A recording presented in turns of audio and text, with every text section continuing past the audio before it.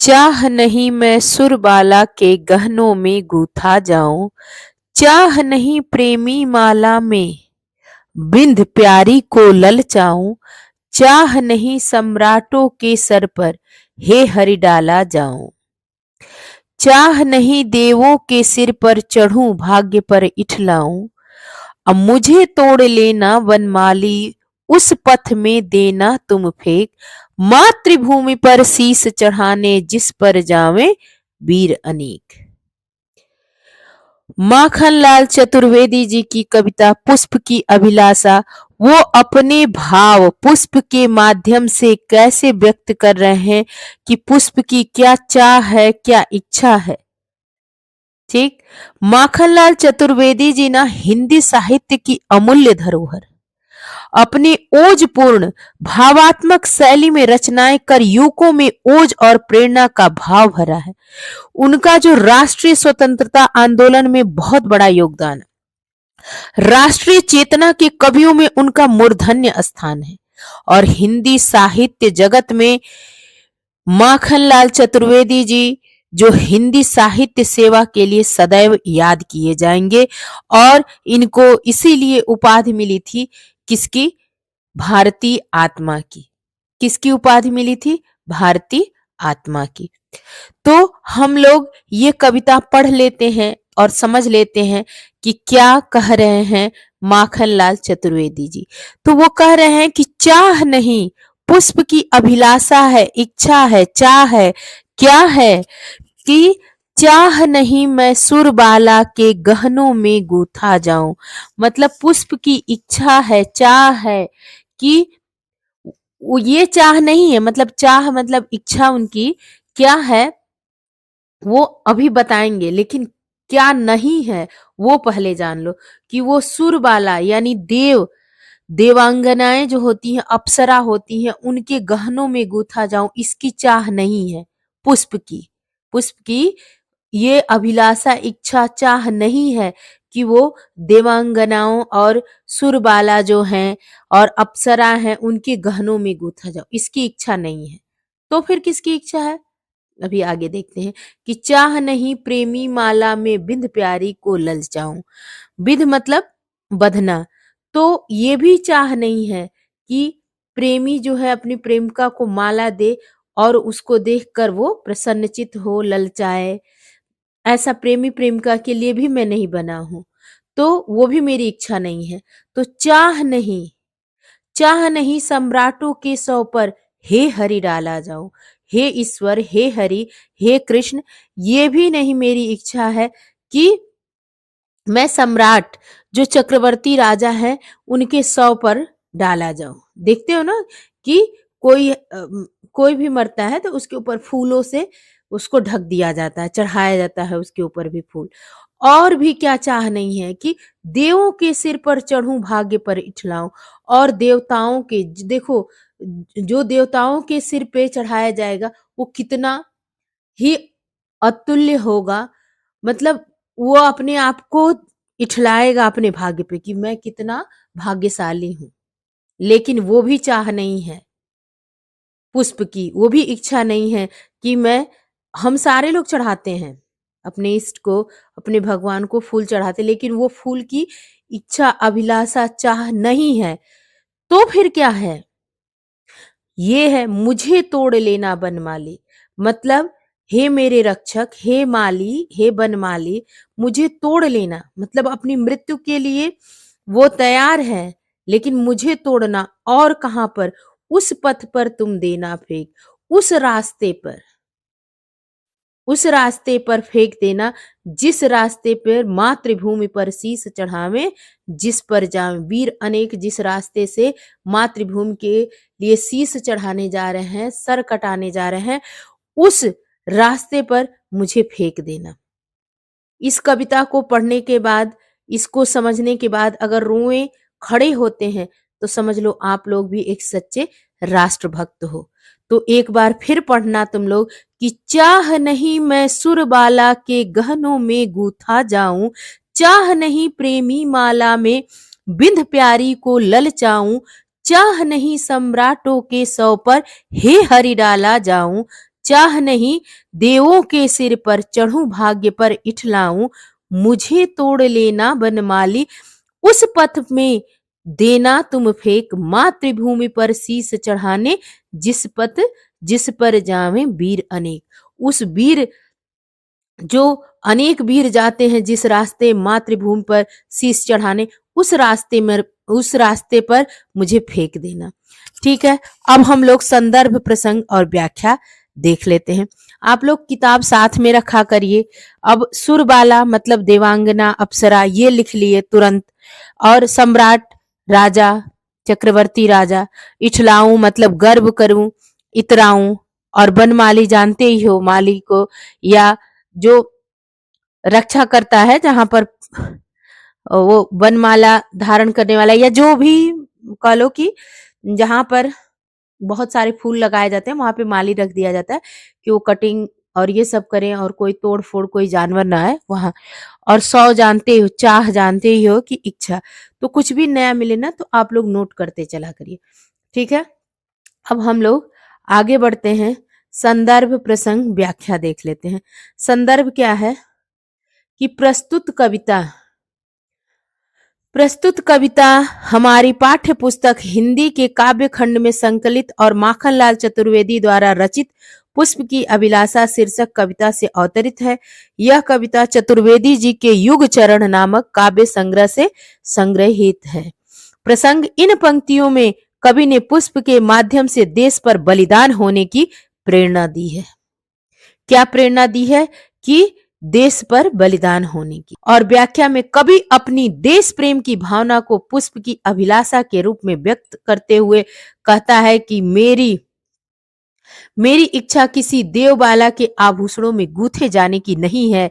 मेरी इच्छा यह भी नहीं है कि मैं प्रेमियों को प्रसन्न करने के लिए प्रेमी द्वारा बनाई गई माला में पिरोया जाऊं और प्रेमिका के मन को आकर्षित करूं। हे प्रभु, न मेरी यह इच्छा है कि मैं बड़े बड़े राजाओं के सौ पर चढ़कर सम्मान प्राप्त करूं। मेरी यह कामना भी नहीं है कि मैं देवताओं के सिर पर चढ़कर अपने भाग्य पर अभिमान करूं। भाव यह है कि इस प्रकार के किसी भी सम्मान को पुष्प अपने लिए निरर्थक समझता है। पुष्प उपवन के माली से प्रार्थना करता है कि हे माली, तुम मुझे तोड़कर उस मार्ग में डाल देना जिस मार्ग से होकर अनेक राष्ट्र भक्त वीर मातृभूमि पर अपने प्राणों का बलिदान करने के लिए जा रहे हों। फूल उन वीरों की चरण रज का स्पर्श पाकर भी अपने को धन्य मानेगा, क्योंकि उनके चरणों पर चढ़ना ही देश के बलिदानी वीरों के लिए उसकी सच्ची श्रद्धांजलि है। अब काव्य सौंदर्य हम लोग देख लेते हैं। काव्य सौंदर्य क्या है कि भाषा जो सरल खड़ी बोली, शैली प्रतीकात्मक, आत्मपरक एवं भावनात्मक, रस वीर है। जब भी वीर रस रहेगा तो गुण ओज ही रहेगा, और वीर रस जब इसको पढ़ोगे तो आपके अंदर क्या कौन सा भाव उत्पन्न होगा वो बताना आप लोग। शब्द शक्ति, अभिधा एवं लक्षणा, अलंकार अनुप्रास है, पुनरुक्ति प्रकाश है, छंद तुकांत मुक्त है। बलि होने की परवाह नहीं, मैं हूं कष्टों का राज रहे। अब मैं जीता हूं माता के हाथ स्वराज्य रहे। माखनलाल चतुर्वेदी जी जो हमारी ये अगली पंक्तियां हैं जवानी की, उसमें क्या कहते हैं इसको हम लोग देखते हैं, समझते हैं, और सबसे पहले इसको पढ़ते हैं, सुनते हैं, तब समझते हैं। तो क्या कह रहे हैं? प्राण अंतर में लिए पागल जवानी, कौन कहता है कि तू विधवा हुई खो आज पानी। अब इसको बहुत ध्यान से आप लोग सुनना, इससे आप लोग के एक एक रोए खड़े हो जाएंगे। चल रही घड़ियां, चले नभ के सितारे, चल रही नदियां, चले हिमखंड प्यारे, चल रही है सांस, फिर तू ठहर जाए। प्रश्नवाचक चिन्ह है कि 2 सदी पीछे की तेरी लहर जाए। अगर ठहर जाएंगे, रुक जाएंगे तो 2 सदी पीछे हो जाएंगे हम। तो पहन ले, क्या पहन ले? नरमुंड माला, काली माता की तरह पहन ले नरमुंड माला, उठ स्वमुंड सुमेर कर ले, और अपना जो मुंड है, अपना सिर जो है वो सुमेर कर ले। भूमि सातु पहन बाना आज धानी, और धरती की तरह तुम भी आज लहलहाते हुए क्या? पहन बाना आज धानी, प्राण तेरे साथ है उठरी जवानी, उठरी जवानी। तो अब हम लोग पहले इसका अर्थ देखते हैं, फिर क्या है? प्राण अंतर में लिए पागल जवानी, जवानी से कहते हैं यानी नव युवकों से कहते हैं, युवाओं से कहते हैं। जो आप लोग हो ना, आप लोग के एग्जाम के लिए मैं आपसे कहती हूँ कि प्राण अंतर में लिए पागल जवानी। माखनलाल चतुर्वेदी जी क्या कह रहे हैं कि हे युवकों, हे जवानों, अगर प्राण अंतर, आपके अंदर प्राण है, प्राण है तो प्राण मतलब क्या हो गया कि प्राण अगर अंतर अंतर में है यानी चैतन्यता है, जीवंतता है, ये सिद्ध करता है कि आप जीवित हो, जीवित होने का प्रमाण है। तो प्राण अंतर में लिए मतलब तुम्हारे अंदर प्राण है, तो पागल जवानी कौन कहता है कि तू विधवा हुई खो आज पानी। तो फिर कौन कहता है कि तू विधवा हुई, मतलब तुमने अपना तेज खो दिया, श्री खो दिया, ठीक। और खो आज पानी, चल रही घड़ियां चले नभ के सितारे, मतलब जब तक तुम्हारे अंदर प्राण है ना, तो तुम कैसे ऐसे बैठ सकते हो, कैसे अपना जोश खो सकते हो।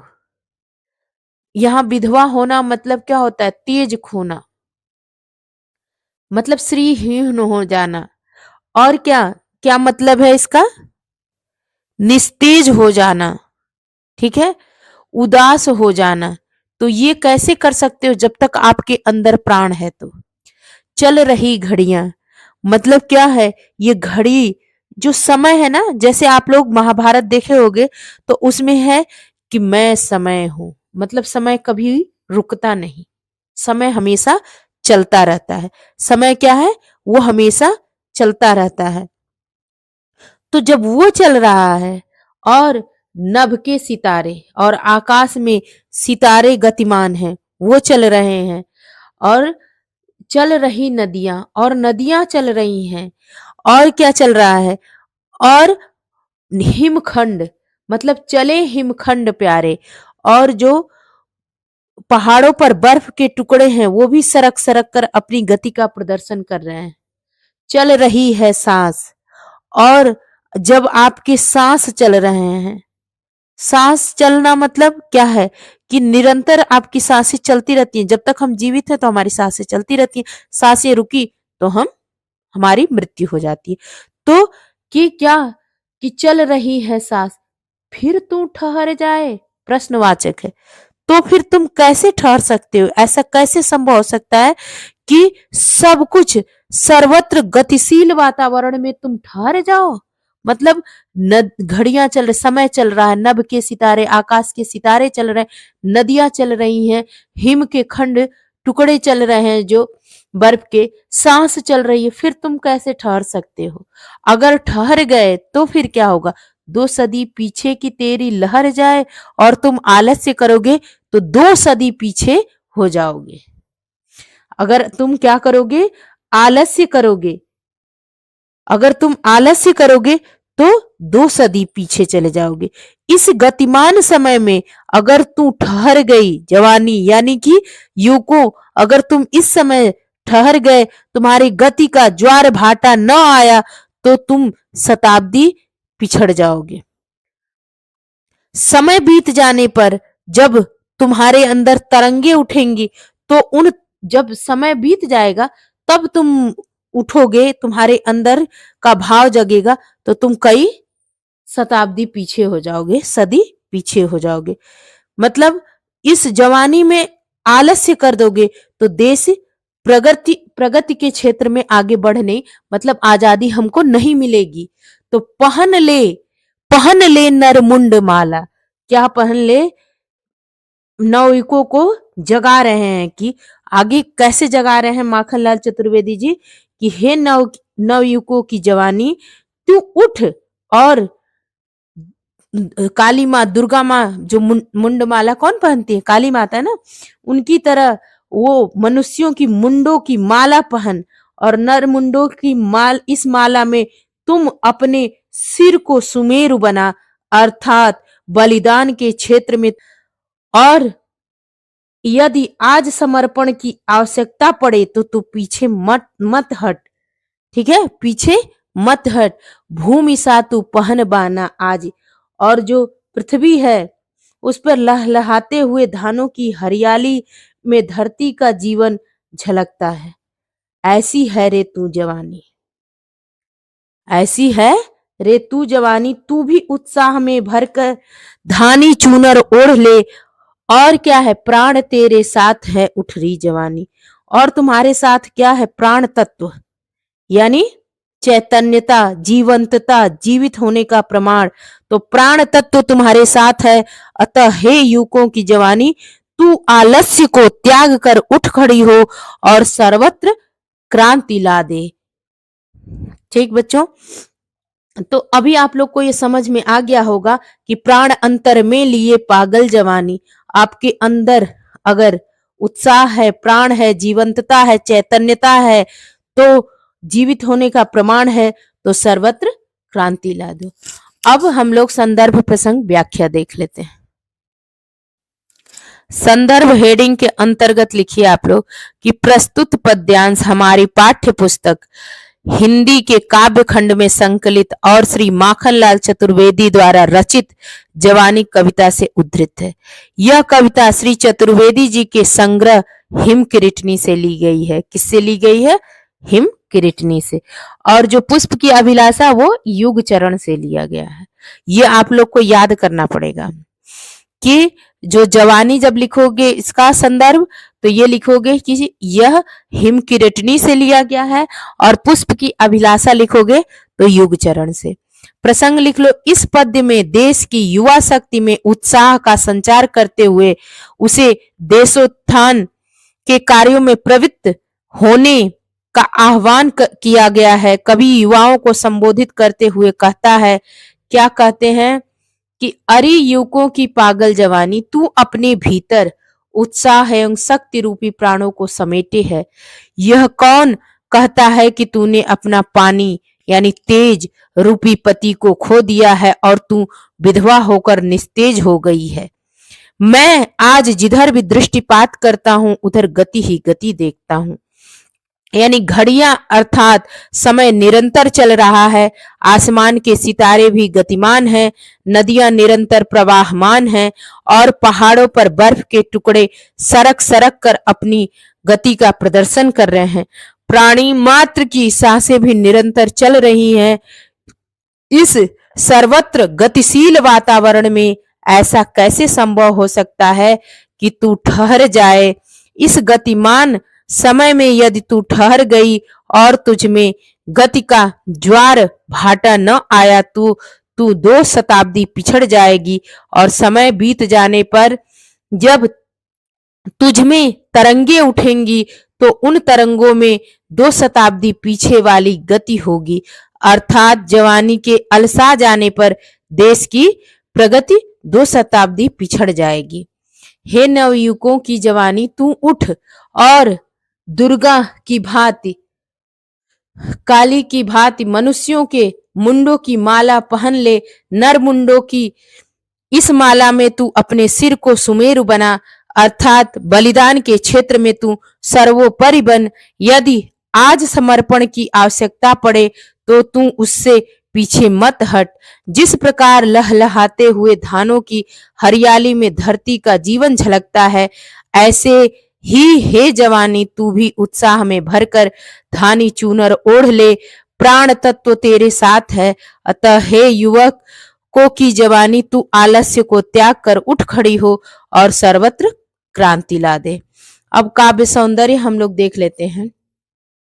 कि भाषा कैसी है, सहज सरल खड़ी बोली। जो आपकी बोली हमारी बोली, वही माखनलाल चतुर्वेदी जी। शैली उद्बोधन, मतलब जगा रहे हैं आपको। रस, इसको पढ़ने के बाद आपके अंदर वीर रस प्रवाहित हो रहा है ना, तो गुण ओज रहेगा ही। और शब्द शक्ति, अभिधा लक्षणा एवं व्यंजना। और अलंकार कौन सा है, अनुप्रास। जब वर्णों की आवृत्ति हो तो अनुप्रास। उपमा के समान बात किया गया है। और रूपक। छंद तुकांत मुक्त। मिलते हैं अगले वीडियो में और जवानी की जो अगली पंक्तियां हैं उसके साथ। ठीक है, मिलते हैं नेक्स्ट वीडियो में। धन्यवाद।